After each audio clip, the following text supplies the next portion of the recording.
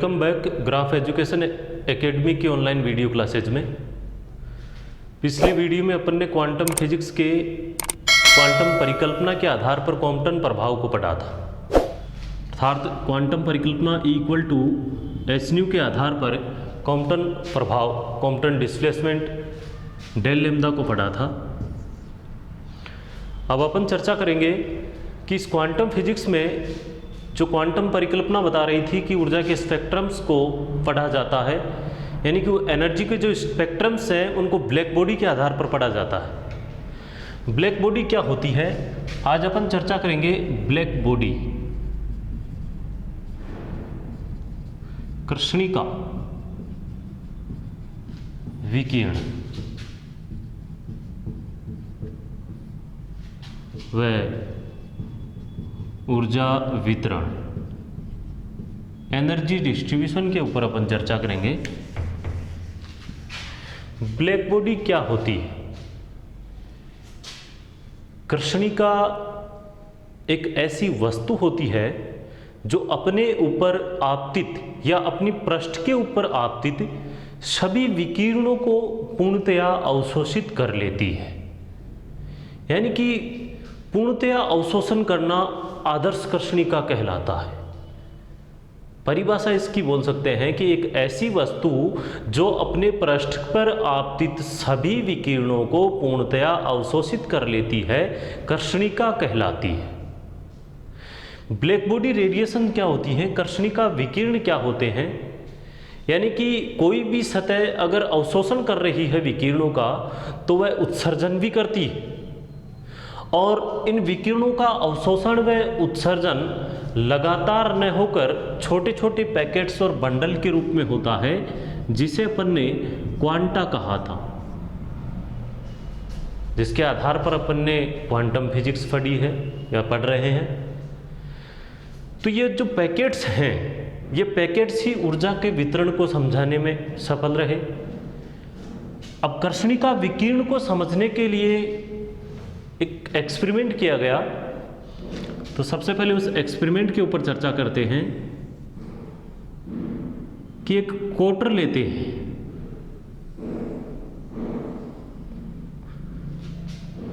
कोटर लिया जाता है जिसकी दीवार पर एक छिद्र किया जाता है, और इस कोटर की अंदर की जो दीवारें हैं वो ब्लैक की हुई होती है। ब्लैक बॉडी यानी कि काली सतह है, कह सकते हैं अपन सिंपली से ब्लैक बॉडी, इसकी अंदर की दीवारें ब्लैक की हुई होती है। ये जो छिद्र बी कह सकते हैं इसे, ये जो बी है वो किसी प्रेक्षक के लिए, देखने वाले के लिए कृष्णिका की भांति व्यवहार करेगा। कृष्णिका की भांति इसलिए व्यवहार करेगा कि जो भी विकिरण यहाँ जाएगी उसको यह पूर्णतया अवशोषित कर लेगा।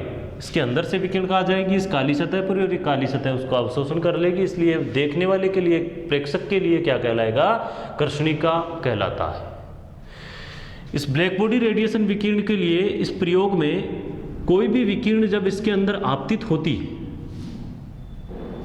तो इस कोटर की दीवारों के जो परमाणु हैं, ये परमाणु विद्युत चुंबकीय विकिरणों का उत्सर्जन करते हैं। इन परमाणुओं से विकिरणों का उत्सर्जन लगातार होता रहता है। ये लगातार इसलिए क्योंकि विकिरण भी लगातार आते रहते हैं। यानी कह सकते हैं कि प्रति सेकंड विकिरणों का अवशोषण प्रति सेकंड विकिरणों के उत्सर्जन के बराबर होता है। यानी कि इन विकिरणों का अवशोषण गुणांक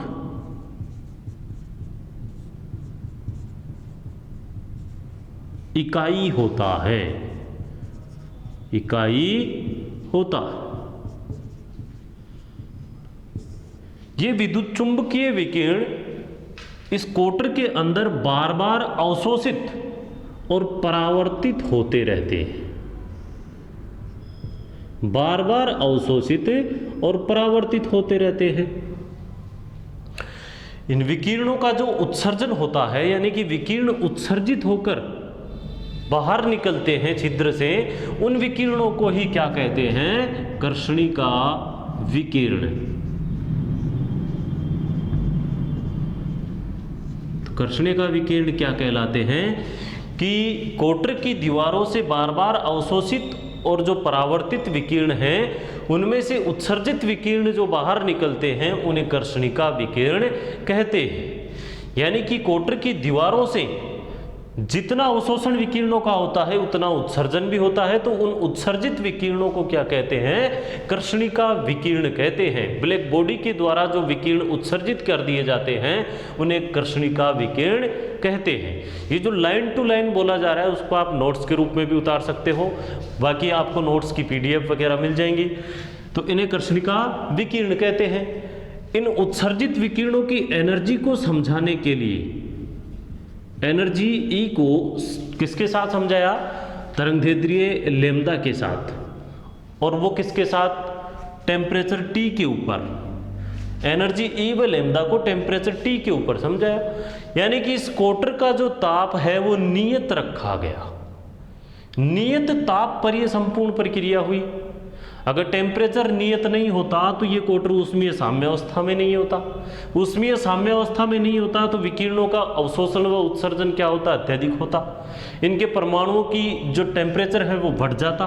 टेम्परेचर बढ़ने से ज़्यादा विकिरण अवशोषित और उत्सर्जित होते। इसलिए इस प्रक्रिया को, इस प्रैक्टिकल को नियत ताप T कांस्टेंट के ऊपर किया गया। T कांस्टेंट के ऊपर, इस T को अलग अलग तापों पर कांस्टेंट किया गया, और अलग अलग ताप कह सकते हैं अपन, मान लो कि भिन्न भिन्न तापों पर एनर्जी E व वेवलेंथ लैम्ब्डा को वैज्ञानिक थे दो, लूमर व प्रिंगशाइम। लूमर व प्रिंगशाइम ने एक आरेख के द्वारा समझाया, जिसे स्पेक्ट्रमी ऊर्जा वितरण आरेख कहते हैं। क्या कहते हैं? स्पेक्ट्रमी ऊर्जा वितरण आरेख कहते हैं। किसके साथ समझाया? E व लैम्ब्डा को टेम्परेचर T, और वो भी अलग अलग तापों पर। स्पेक्ट्रमी ऊर्जा वितरण आरेख कहते हैं। तो अब अपन चर्चा करेंगे स्पेक्ट्रमी ऊर्जा वितरण आरेख पर। स्पेक्ट्रमी ऊर्जा वितरण आरेख, एनर्जी को डिस्ट्रीब्यूशन किया गया। स्पेक्ट्रमी ऊर्जा वितरण आरेख जो है, थोड़ा सा लॉन्ग ले लेते हैं इसे। स्पेक्ट्रमी ऊर्जा वितरण, या जिसे अपन कह सकते हैं स्पेक्ट्रमी उत्सर्जन क्षमता। ऊर्जा किसकी? कर्षणिका विकिरण की। कर्षणिका विकिरण कौन से? जो उत्सर्जित होते हैं। तो उन उत्सर्जित विकिरणों को तो कर्षणिका विकिरण कहा गया है। तो स्पेक्ट्रमी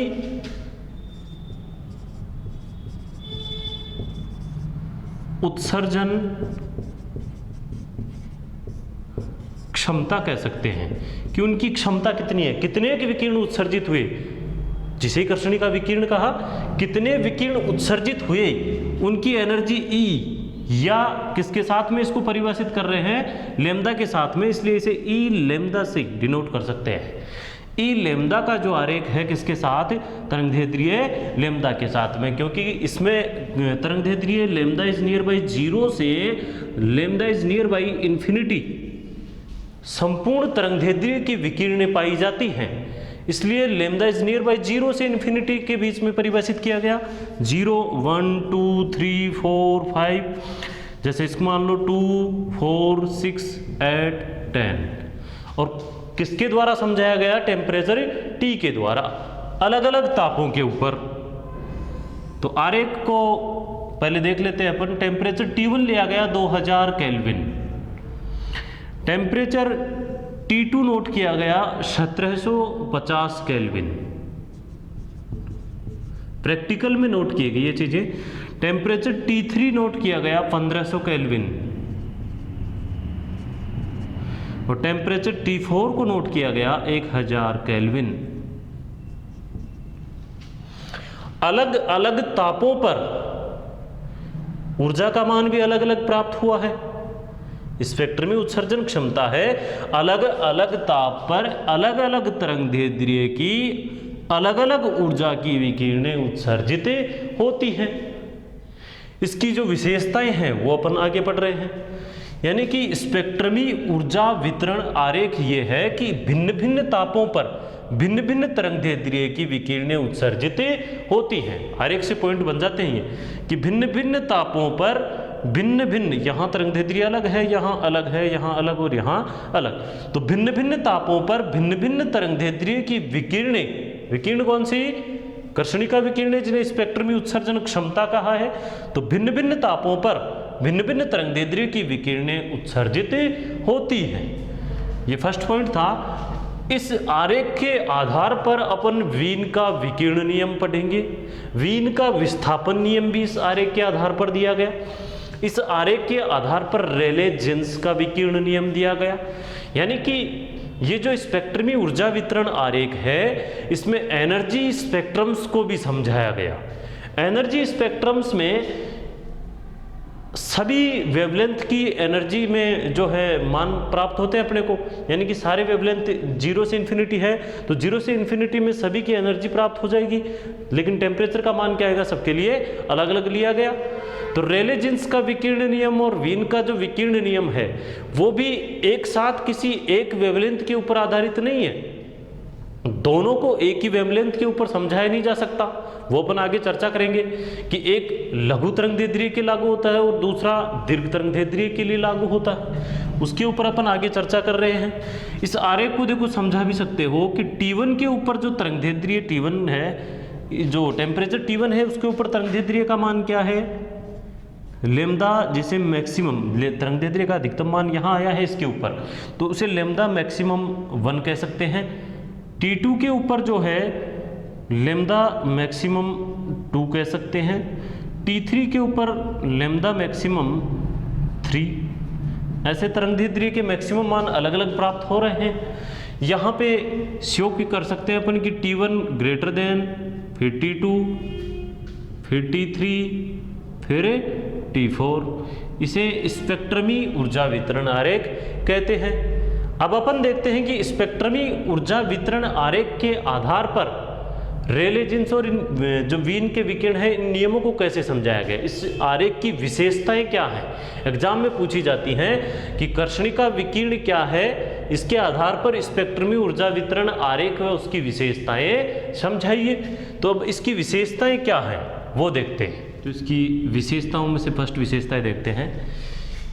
फर्स्ट विशेषता इसकी यह है कि स्पेक्ट्रमी ऊर्जा वितरण वक्र सतत होता है, यानी कि लगातार चलता रहता है। प्रत्येक ताप पर, ये T1 ले लो, T2 ले लो, T3 ले लो, T4, प्रत्येक ताप पर प्रत्येक तरंगदैर्ध्य की विकिरणें उत्सर्जित होती हैं 0 से लेके इन्फिनिटी तक। जो तरंगदैर्ध्य उसकी परास कितनी है, 0 से इन्फिनिटी। तो प्रत्येक ताप पर प्रत्येक तरंगदैर्ध्य की विकिरणें उत्सर्जित होती है। स्पेक्ट्रमी उत्सर्जन या ऊर्जा वितरण वक्र सतत होता है।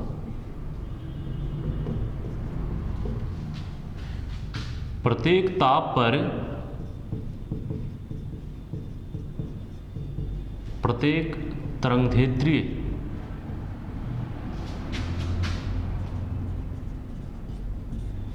की विकिरणें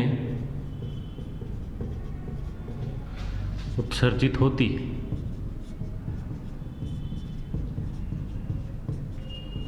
इस पॉइंट को समझो। ऊर्जा वितरण वक्र सतत होता है, लगातार होता रहता है। प्रत्येक ताप पर, T1 ले लो, T2, T3 कोई भी, प्रत्येक ताप पर प्रत्येक तरंगदैर्ध्य की विकिरणें उत्सर्जित होती हैं। यहाँ भी तरंगदैर्ध्य 0 से 1, 2, 3, 4, 5, यानी कि 0 से लेके इन्फिनिटी तक। जैसे ये ग्राफ ले लिया, 0 से लेके इन्फिनिटी जो है या आगे तक चलता रहेगा, इन्फिनिटी तक इस ताप पर सभी तरंगदैर्ध्य की विकिरणें उत्सर्जित हुई है। तो प्रत्येक ताप पर प्रत्येक तरंगदैर्ध्य की विकिरणें उत्सर्जित होती हैं। और भिन्न भिन्न तापों पर, दूसरा पॉइंट इसका ले सकते हैं कि भिन्न भिन्न तापों पर, जैसे T1, T2, T3, T4, भिन्न भिन्न तापों पर जो तरंगदैर्ध्य है, विकिरणों का जो तरंगदैर्ध्य है वो भिन्न भिन्न होता, यानी कि भिन्न भिन्न तापों पर भिन्न भिन्न तरंगदैर्ध्य की विकिरणें उत्सर्जित होती हैं। यहाँ भिन्न तरंगदैर्ध्य रहेगा, यहाँ भिन्न तरंगदैर्ध्य है उसका, यहाँ भिन्न है, तो भिन्न भिन्न तापों पर, भिन्न भिन्न तापों पर भिन्न भिन्न तरंगदैर्ध्य की विकिरणें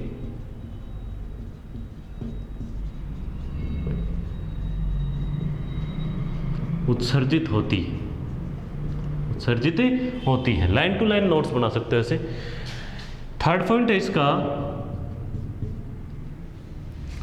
ताप में वृद्धि से, जैसे टेम्परेचर में वृद्धि करते हैं,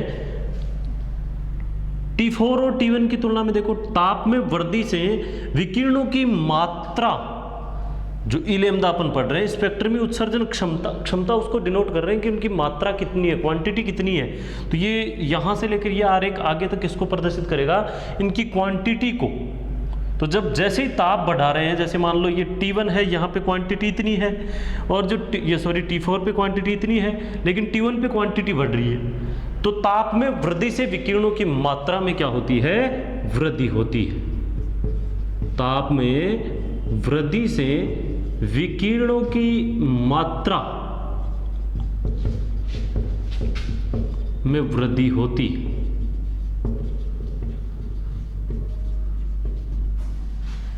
फोर्थ पॉइंट इसका लेते हैं, किसी भी एक ताप के ऊपर, मान लो T4 ले लो, T3 ले लो, T2 ले लो या T1, समझना इसको आराम से, किसी भी एक ताप पर स्पेक्ट्रमी उत्सर्जन क्षमता ई लैम्डा का मान देखो पहले बढ़ता, कहां तक बढ़ता है, जब तक तरंगदैर्ध्य का अधिकतम मान प्राप्त नहीं होता। ये तरंगदैर्ध्य का अधिकतम मान कितना आया, लैम्डा m1। तो किसी भी एक ताप पर स्पेक्ट्रमी उत्सर्जन क्षमता ई लैम्डा का मान पहले बढ़ता है, और ये तरंगदैर्ध्य के अधिकतम मान लैम्डा m1 के बाद धीरे धीरे घटता जाता है। तो किसी भी, लिख लो इसे, किसी भी एक ताप पर स्पेक्ट्रमी उत्सर्जन क्षमता ई लैम्डा का मान पहले बढ़ता है तथा वेवलेंथ के मैक्सिमम मान, तरंगदैर्ध्य के अधिकतम मान लैम्डा m1 पर अधिकतम होने के बाद घटता जाता है। दोबारा से देखो, किसी एक ताप पर T2 ले लो, T2 के ऊपर ई लैम्डा का मान पहले बढ़ रहा है, फिर इसका मान तरंगदैर्ध्य के अधिकतम मान होने के बाद लैम्डा m2 के बाद धीरे धीरे घटता जाता है। तो तरंगदैर्ध्य किसी भी एक ताप पर स्पेक्ट्रम उत्सर्जन क्षमता ई लैम्डा का मान पहले बढ़ता है तथा, जैसे इसको मान लो बढ़ने वाले को अपन कह सकते हैं ई लैम्डा, ये किसका मान है, ई लैम्डा का मान बढ़ जाता है, ई लैम्डा m हो जाता है। ये इसके बाद में ई लैम्डा का मान मैक्सिमम हो गया यहाँ, इसके बाद में यहाँ भी कम है, यहाँ भी कम है, यानी कि मैक्सिमम होने के बाद में घट जाता है। इसे अधिकतम उत्सर्जन क्षमता कहते हैं। इसे क्या कहते हैं, अधिकतम उत्सर्जन क्षमता। अरे उत्सर्जन क्षमता तो ई लैम्डा है, और ई लैम्डा मैक्सिमम को क्या कह दोगे, अधिकतम उत्सर्जन क्षमता कह देंगे। तो किसी भी एक टेम्परेचर के ऊपर लिख दिया अपन ने कि किसी भी एक ताप पर तरंगदैर्ध्य का जो मान है मैक्सिमम होने के बाद में, इनका मान यहाँ पे मैक्सिमम हो गया ई लैम्डा का, किसके ऊपर, लैम्डा m1 पर, कितना, ई लैम्डा m, उसके बाद में क्या हो जाता है, घट जाता है। आगे का पॉइंट देखते हैं, 5 पॉइंट, अधिकतम उत्सर्जन क्षमता जो ई लैम्डा m है, अधिकतम उत्सर्जन क्षमता ई लैम्डा m, यहाँ कितना है ई लैम्डा m, ये T2 के ऊपर हो गया, ये भी E लैम्डा m है, ये T3 के ऊपर भी E लैम्डा m है, ये T4 का भी E लैम्डा m है। यहाँ ये पॉइंट जो हैं वो किसको शो कर रहे हैं, डार्क वाले E लैम्डा m को। यहाँ पे शो कर देते हैं अपन कि डार्क पॉइंट जो हैं वो क्या है, E लैम्डा m, यानी कि स्पेक्ट्रमी उत्सर्जन क्षमता का अधिकतम मान। तो ये जो अधिकतम मान E लैम्डा m के संगत, देखो इस पॉइंट को ध्यान से सुनना, E लैम्डा m के संगत, E लैम्डा m के संगत तरंगदैर्ध्य लैम्डा m के मान, तरंगदैर्ध्य लैम्डा m के मान है ये, इसका लैम्डा m है, ये इसका लैम्डा m, इसका लैम्डा और ये इसका लैम्डा। तो तरंगदैर्ध्य लैम्डा m के मान ताप वृद्धि के साथ साथ लघु तरंगदैर्ध्य की ओर विस्थापित होता जाता है। अरे E लैम्डा m का मान यहाँ ज़्यादा है, यहाँ इसका ज़्यादा है, ताप यहाँ पे कम है, यहाँ ज़्यादा है। ताप बढ़ा रहे हैं, टेम्परेचर बढ़ा रहे हैं 1000, 1500, 1750, 2000। तो ताप जब बढ़ाते हैं तो ये देखो टेम्परेचर 1000 और टेम्परेचर 2000, इन दोनों के ऊपर ही देख लो, टेम्परेचर 1000 पे तरंगदैर्ध्य ज़्यादा, लैम्डा जो तरंगदैर्ध्य है वो ज़्यादा, लेकिन टेम्परेचर 2000 केल्विन पर तरंगदैर्ध्य जो लैम्डा है वो कम है। तो ताप में वृद्धि के साथ साथ इस E लैम्डा m का मान जो है वो लैम्डा m के लिए शो कर दे हैं ये चीज़ कि ताप में वृद्धि के साथ साथ E लैम्डा m का मान लघु तरंगदैर्ध्य की ओर विस्थापित होता जाता है। तो जो अधिकतम उत्सर्जन क्षमता है, अधिकतम उत्सर्जन क्षमता E लैम्डा m का मान या E लैम्डा m के संगत लैम्डा m को उत्सर्जन क्षमता या डायरेक्ट लिख देते हैं लैम्डा m, अधिकतम उत्सर्जन क्षमता E लैम्डा m के संगत लैम्डा m का मान ताप में वृद्धि के साथ साथ लघु तरंगदैर्ध्य की ओर विस्थापित होता जाता है।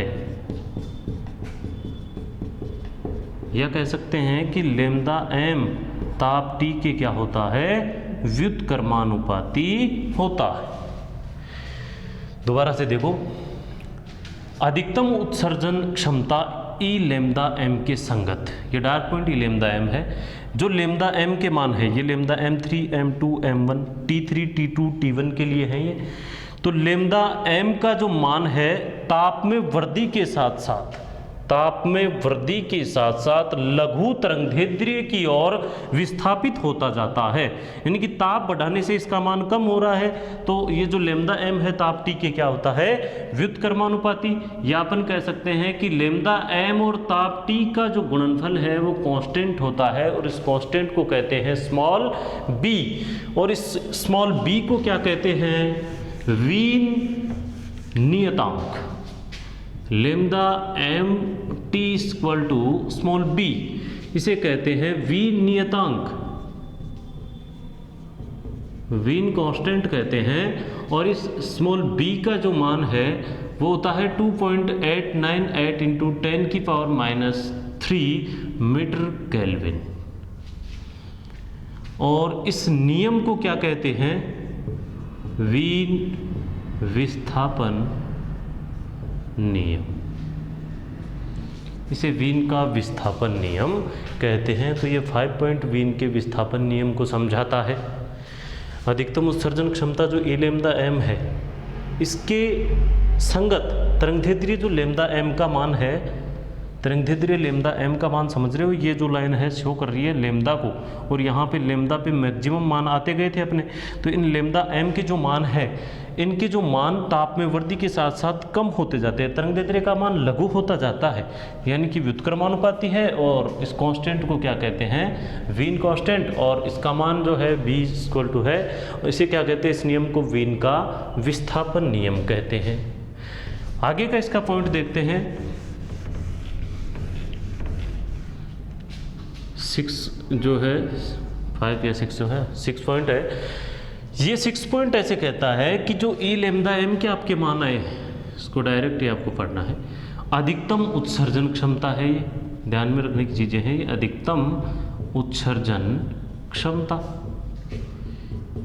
अधिकतम उत्सर्जन क्षमता ई लैम्डा एम का मान ताप की पंचम घात के समानुपाती होता है। ताप की पंचम घात के समानुपाती होता है।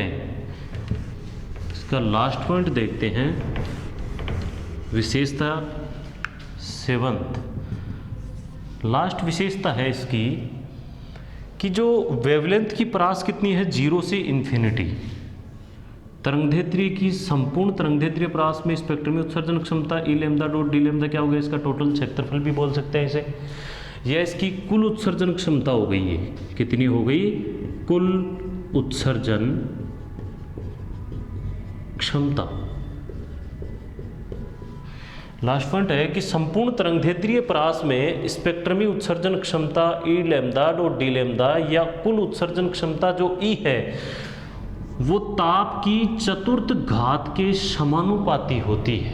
ये कहा स्टीफन ने, ताप की चतुर्थ घात के समानुपाती होती है, इक्वल टू सिग्मा T4। और सिग्मा क्या होता है, स्टीफन नियतांक, जिसकी वैल्यू 5.67 इंटू 10⁻⁸ वाट पर मीटर स्क्वायर K4। और इस नियम को क्या कहते हैं, स्टीफन बोल्ट्जमान नियम। इस नियम को क्या कहते हैं, स्टीफन बोल्ट्जमान नियम। संपूर्ण तरंगदैर्ध्य परास में जिसे कुल उत्सर्जन क्षमता, उत्सर्जित विकिरणों को कर्षणिका विकिरण कहा और इन उत्सर्जित विकिरणों को ही स्पेक्ट्रमी ऊर्जा क्षमता कहा है। उनकी ऊर्जा को ई लैम्डा से शो कर दिया। ई लैम्डा का तरंगदैर्ध्य के साथ संबंध या आरेख को ऊर्जा वितरण आरेख कह दिया। इस ऊर्जा वितरण आरेख को अलग अलग तापों के ऊपर पढ़ा गया। तो इस टोटल 0 से इन्फिनिटी में इसका जो मान है वो क्या हो गया, कुल उत्सर्जन क्षमता, जिसे ई कह दिया। इस ई का मान T की घात यानी कि ताप की घात 4 के समानुपाती होता है। इसमें और इसमें डिफरेंस है, देखो ये कह रहा है अधिकतम उत्सर्जन क्षमता को और ये कह रहा है कुल उत्सर्जन क्षमता को। कुल उत्सर्जन क्षमता को स्टीफन और बोल्ट्जमान ने समझाया था, इसलिए इसे स्टीफन बोल्ट्जमान का नियम कहते हैं। और ये समझाता है अपना वीन का विकिरण नियम किसको, लैम्डा एम को।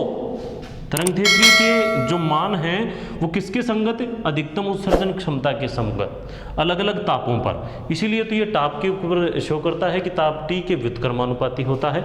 तो अपन ने इस ऊर्जा वितरण आरेख की विशेषताओं में 2 नियम भी पढ़े हैं, वीन का विस्थापन नियम और स्टीफन बोल्ट्जमान का नियम। इस आरेख के आधार पर अपन अब पढ़ेंगे वीन का विकिरण नियम और रेले जीन्स का विकिरण नियम। वो अपन नेक्स्ट वीडियो में पढ़ेंगे।